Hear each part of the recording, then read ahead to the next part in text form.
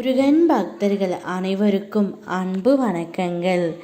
என் அன்பு குழந்தையே, இதை நீ கேட்டு முடிக்கும் தருணத்தில் உன்னிடம் பேசவே மாட்டேன் என்று நினைத்தவர் உனக்கு நிச்சயம் அழைப்பு விடுக்க போகின்றார் தங்கமே.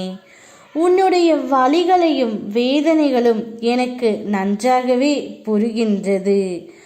ஏதோ ஒரு காரணத்தினால் நீங்கள் இப்பொழுது தற்காலிகமாக பிரிந்து உள்ளீர்கள். உன்னுடைய வலிகள் அனைத்தும் குறையப் போகின்றது செல்லமே. உன்னுடைய வேதனைகள் அனைத்தும் மறையப் போகின்றது.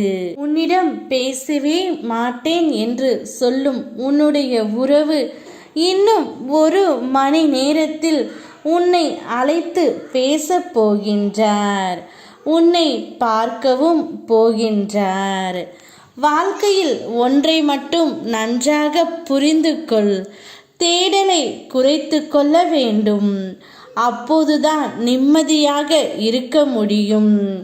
எதிர்பார்ப்பை தொலைத்துவிட வேண்டும்.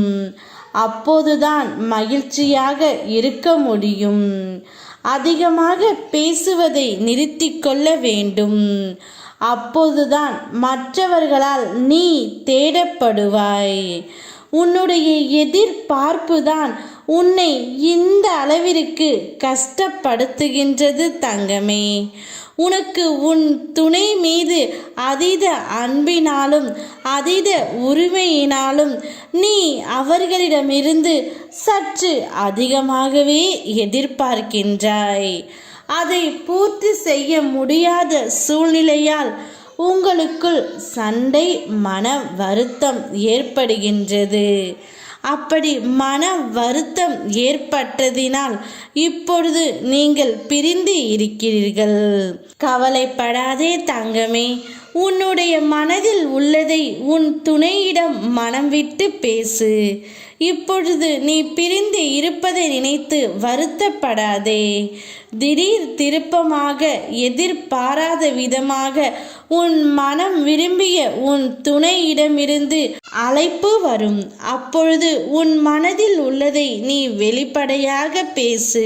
நீ மனம் விட்டு பேசினாலே போதும். வாழ்க்கையில் எந்தவித பிரச்சனைகளும் இல்லாமல் வாழ்க்கை மிகவும் சுமூகமாக இருக்கும். உன்னவரிடமிருந்து அழைப்பும் நற்செய்தியும் வரும். நீ ஆனந்தத்தில் துள்ளி குதிக்கப் போகின்றாய். யாம் இருக்க பயமேன். ஓ முருகா.